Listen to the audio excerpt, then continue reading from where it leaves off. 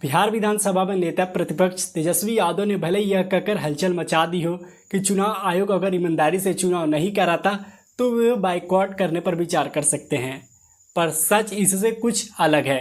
जी हाँ, बिल्कुल सही सुन रहे हैं। पर्दे के पीछे का सच कुछ और ही है।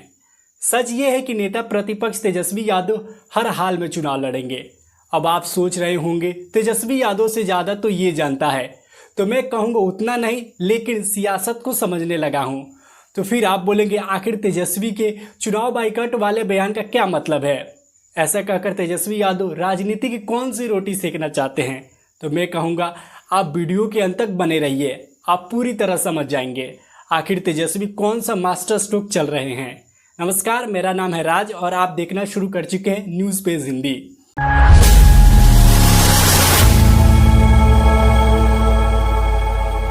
पहले बात कर लेते हैं तेजस्वी यादव ने चुनाव पर क्या कहा है। तो नेता प्रतिपक्ष तेजस्वी यादव ने कहा कि अगर चुनाव आयोग की ओर से एसआईआर में पारदर्शिता नहीं बरती जाती है तो महागठबंधन चुनाव का बहिष्कार करने पर विचार कर सकता है। हम यह फैसला सभी सहयोगी पार्टियों से चर्चा करने के बाद करेंगे। ऐसा इसलिए कि जनता को यह मालूम हो कि किन किन दलों को चुनाव आयोग की भूमिका पर संदेह है, और वैसे भी जब चुनाव ईमानदारी से करवाया ही नहीं जाएगा तो चुनाव ही क्यों करवा रहे हैं। बिहार में बीजेपी की सत्ता को ही विस्तार दे दें, फिर इसमें भाग लेने का कोई मतलब नहीं। तेजस्वी यादव ने आगे कहा कि चेतावनी के बाद भी चुनाव आयोग पारदर्शिता के साथ काम नहीं करता तो चुनाव बाइकआउट पर विचार किया जाएगा। यहाँ दर्शकों गौर करने वाली बात है कि तेजस्वी ने चुनाव को बहिष्कार करने की नहीं बल्कि विचार करने की बात कही है।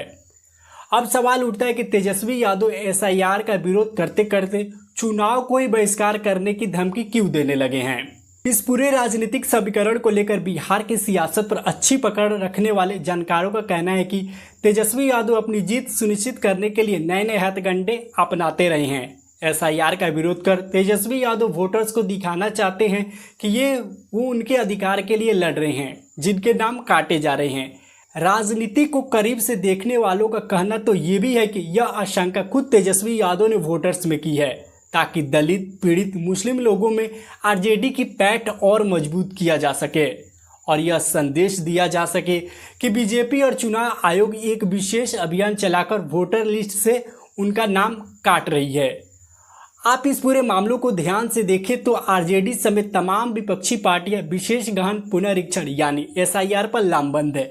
पटना से दिल्ली तक सियासी पारा चढ़ा हुआ है। बिहार में असली वोटर और नकली वोटर की लड़ाई को लेकर आरजेडी की तरफ से एक बयान जारी किया गया है जिसमें कहा गया है कि बिहार के हर विधानसभा क्षेत्र से 25,000 वोट काटे जा रहे हैं। बाकायदा आरजेडी ने इसके पीछे का तर्क देते हुए ये भी कहा है कि अगर वो किसी विधानसभा क्षेत्र में 25,000 और इससे कम वोटों से हारते हैं तो इसका जिम्मेदार बीजेपी का चुनाव आयोग होगा। वहीं इस मामले पर विश्लेषकों का कहना है कि आरजेडी ने पहले ही सेफ गेम खेलना शुरू कर दिया है।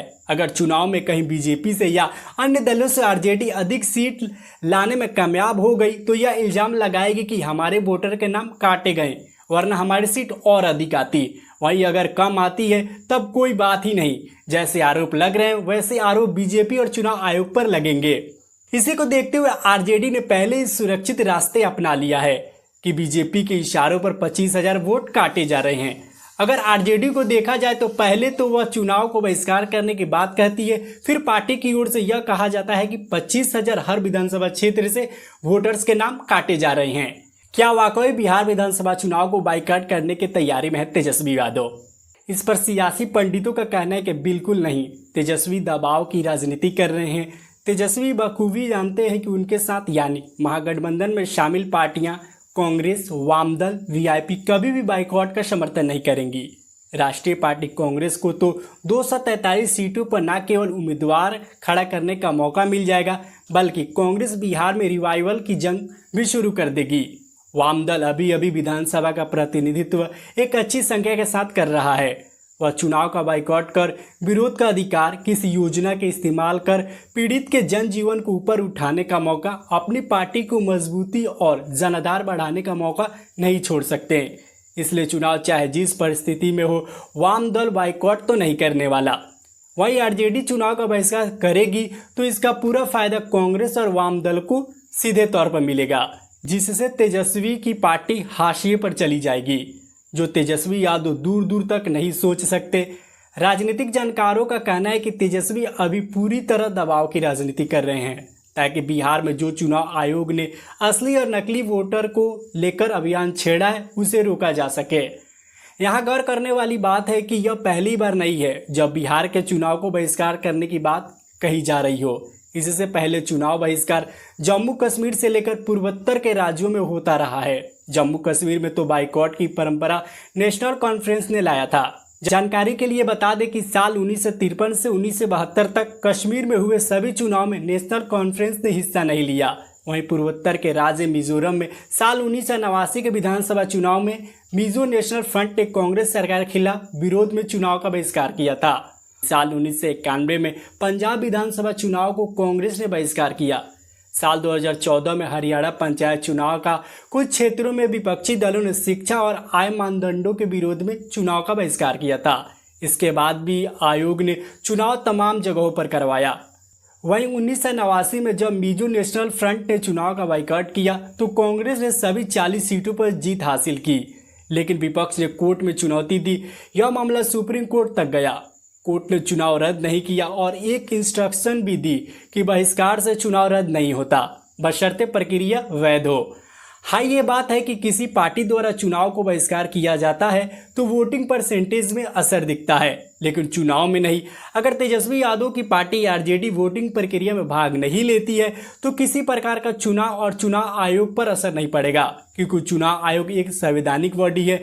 हाँ, बस बिहार चुनाव में मतदान करने के लिए वोटर्स कम घरों से निकलेंगे, जिससे वोटिंग प्रतिशत पर सीधा असर पड़ेगा। अब आपके मन में होगा कि आखिर तेजस्वी यादव चुनाव को बहिष्कार करने की बात क्यों कर रहे हैं। दरअसल बिहार में इसी साल अक्टूबर और नवंबर महीने में विधानसभा चुनाव होने वाले हैं, जिसे लेकर चुनाव आयोग की ओर से तैयारियां शुरू की जा चुकी हैं। बीते महीने चुनाव आयोग की ओर से फैसला लिया गया कि बिहार में मतदाताओं की जांच होगी। आयोग का कहना था कि बहुत सारे मतदाता फर्जी हैं। बिहार में SIR यानी स्पेशल इंटेंसिव रिवीजन के लिए असली और नकली वोटर्स की पहचान होगी, जिससे चुनाव पारदर्शी तरीके से होगा। हाल ही में चुनाव आयोग की ओर से बताया गया कि अब तक SIR प्रक्रिया के तहत 52 लाख ऐसे वोटर्स मिले हैं जो बिहार चुनाव में वोट करने योग्य नहीं हैं। आयोग के मुताबिक 18 लाख से ज़्यादा वोटर्स मृत पाए गए हैं। 26 लाख से ज़्यादा वोटर्स दूसरे जगहों पर अपना वोटर ID कार्ड बनवा चुके हैं। 7.5 लाख से ज़्यादा वोटर्स ऐसे हैं जिनके नाम एक से अधिक स्थानों पर दर्ज हैं और 11,484 ऐसे मतदाता हैं जिनका पता अब तक नहीं चल सका है। गौर करने वाली बात है कि बिहार में कुल वोटर्स की संख्या 7,89,00,000 से अधिक है। अगर इसमें से 52 लाख वोटर्स के नाम कटते हैं तो इसका सीधा असर चुनाव परिणाम पर पड़ेगा। इसी को देखते हुए तेजस्वी यादव द्वारा चुनाव आयोग के SIR प्रक्रिया पर सवाल खड़े किए जा रहे हैं। हालांकि यह दूसरा पहलू ये भी है कि क्या इलेक्शन कमीशन द्वारा मतदाता विशेष गहन पुनरीक्षण केवल आरजेडी के रिजल्ट पर असर पड़ेगा, बाकी के अन्य दलों पर नहीं? यह बड़ा सवाल है। आपको क्या लगता है, कमेंट करके ज़रूर बताइए। अगर ये वीडियो आपको अच्छी लगी हो तो लाइक करें और शेयर करें और सब्सक्राइब करना ना भूलें। जय बिहार, जय बिहारी, नमस्कार।